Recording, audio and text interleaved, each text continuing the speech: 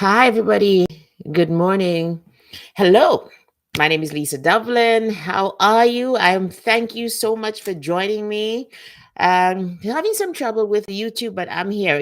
I have a very interesting quote that I read from Simone Biles. Like, I've just been amazed by this young gymnast. I heard somebody who's been her biographer or followed her in the media for a long time, covering her. He said that it used to be that so many gymnasts they would have peaked at 18. Simone Biles is 27, and he said like she has just simply gotten better with age. Can you imagine that? I was just taken, just blown away by seeing the mastery, the art of that body in motion. Oh my goodness, you guys. Have you been noticing her? Oh my, like I'm just amazed. And I got this quote from her that I want to read and form the basis of us speaking about failure and about trying and how there's no shame in it. In fact, I think it's a prerequisite for more confidence. If you want to build your confidence, go out and fail at something and be okay with it and be like, you know what? This is part of it. This is part of what life is. But here's the quote from Simone Biles. By the way, if you're just joining me, my name is Lisa Dublin. I'm a health and life coach. I help professional women in particular to live, to speak, and to lead with confidence because the question is, why should you not win in life? I'm here to help you do that. Here's the quote from Simone Biles, and it's this: every time you put yourself out there, despite the possibility of failure, you validate your courage and willingness to take risks. Embrace setbacks as a form of empowerment. Embrace setbacks as a form of empowerment. Your journey is one of hope, not self-shame. Can I just read that again? It wasn't like very smooth. Every time you put yourself out there, despite the possibility of failure, you validate your courage and willingness to take risks. Embrace setbacks as a form of empowerment. Your journey is one of hope, not self shame. And that's where we want to take off this morning. So many people are afraid to even try because they're caught up in what if I fail? And my question to you this morning is, so what if you fail? So what if you try something and it doesn't work? You know the most recent thing that I have tried and failed at?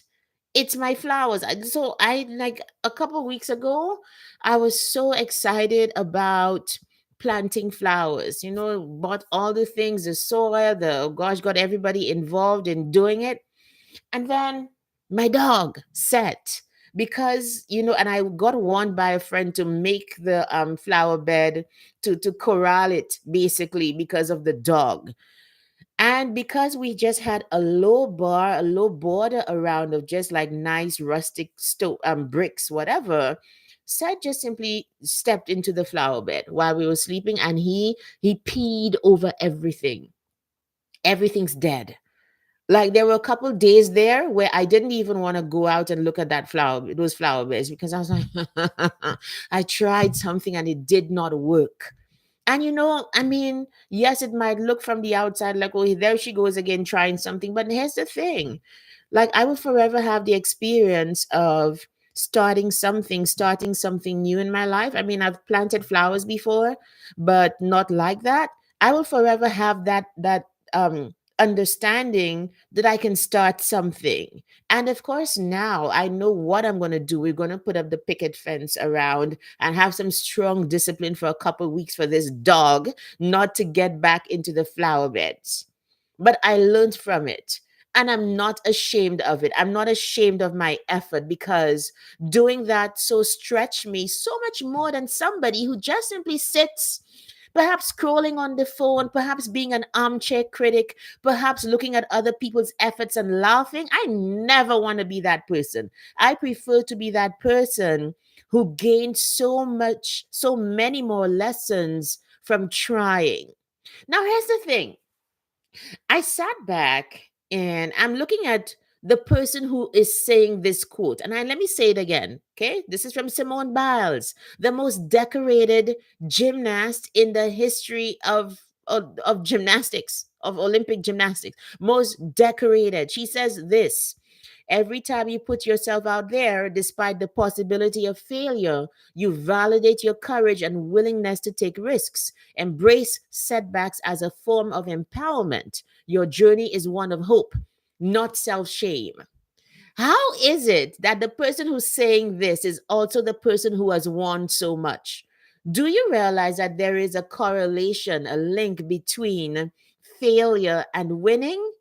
Might it be that Simone Biles might not have gotten to all of this success if she had not been willing to go through failure, through trials, through, trying one thing, seeing if it works, and not always winning? Because she does have, there are times that she didn't win, times when she didn't place, I think, and times when it wasn't always the goal, which is her standard.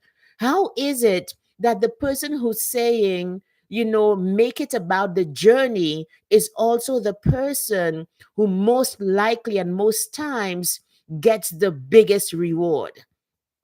So, what excuse do you and I have not to try?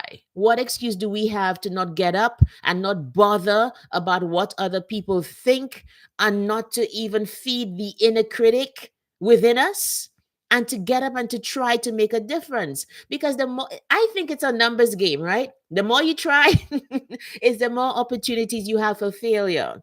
But it's also the more opportunities you have for you to win.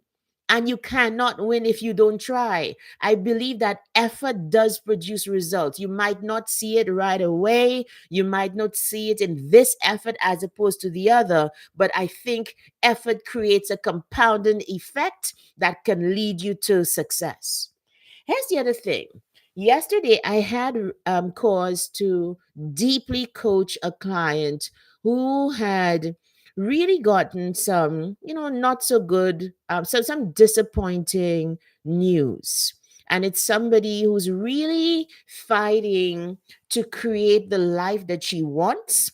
She's doing all the things, a lot of the steps do not depend on her, and she's doing everything that the officials are asking her to do. Some of them are working, some are not. Yesterday was a bit of a damaging blow to the entire process that she's trying to accomplish.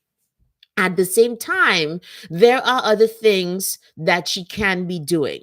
And you know how when you have disappointment in one area of your life, you are more likely not to want to do the other things well? Is that true for you? So let's say, for example, you lost a client in business, or something's going on in your no, here's the biggest example. Something is going on in your personal life and you don't show up in your business or at work. And I had to say to her yesterday, and for me, it was my own revelation in the moment of coaching her myself. That often happens with coaches. I'm sure if you're a coach, you know what I'm talking about.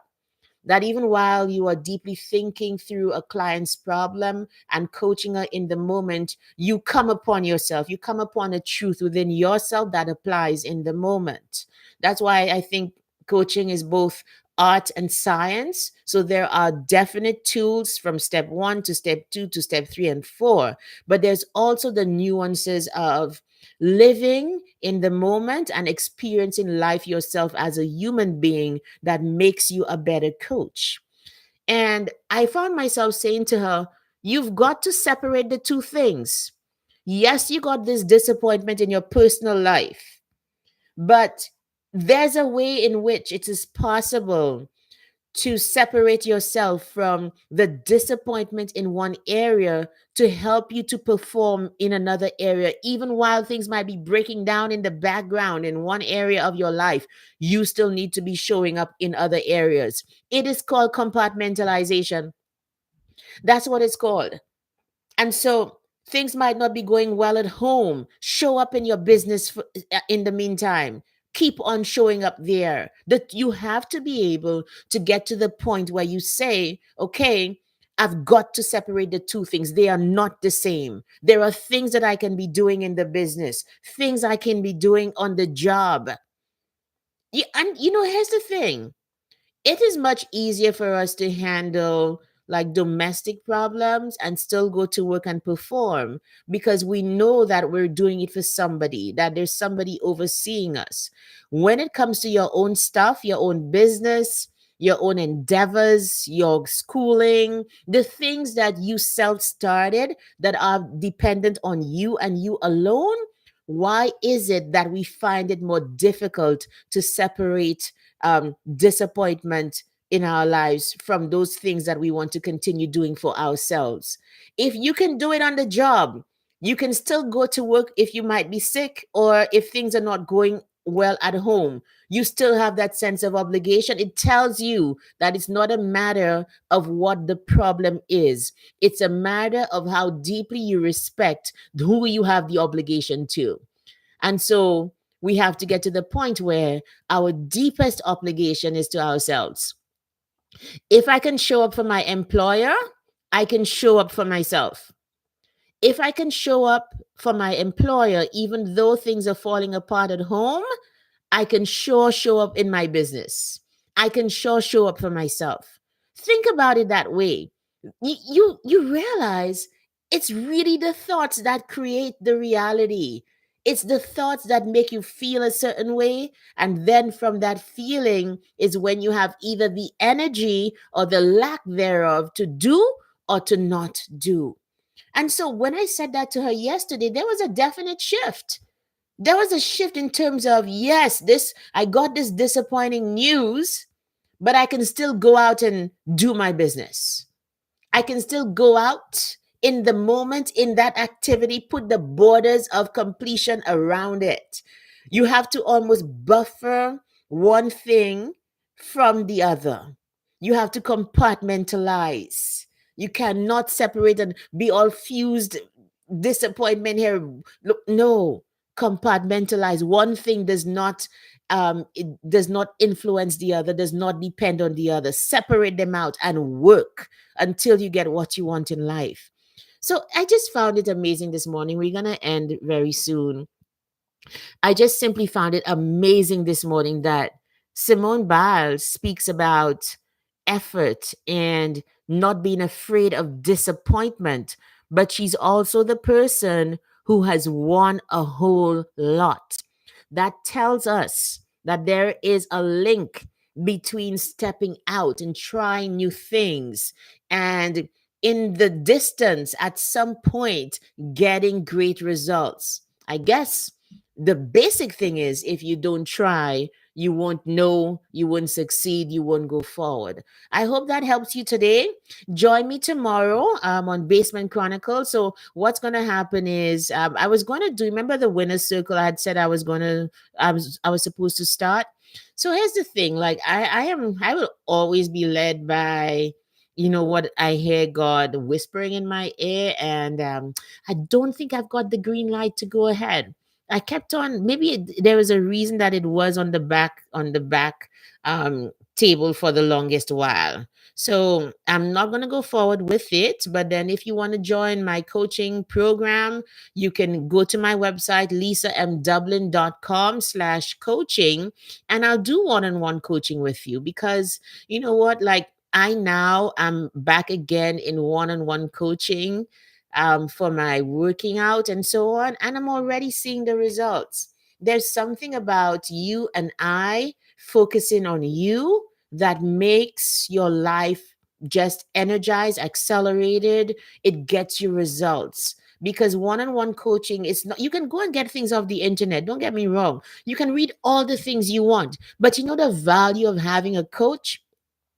When in your coaching sessions you get to say, hey, I tried this, it doesn't work for my life, and you and your coach, hopefully me, we work together to see what works for you in your situation. Every single person has a unique set of circumstances that dictate a unique way of getting you from point A to point B. And that is the value of one-on-one coaching. So I want to invite you to my coaching program. It's called How to Get Unstuck. I help women get from point A to point B. Like, what is keeping you in there? What is keeping you stuck? We'll figure it out. We'll figure out a way you will have deep accountability, knowledge, resources, and just inspiration for the journey. So please join me. It'll be great. So you can sign up for a complimentary connection call. Go to lisamdublin.com/coaching. Okay, you guys, my time is up.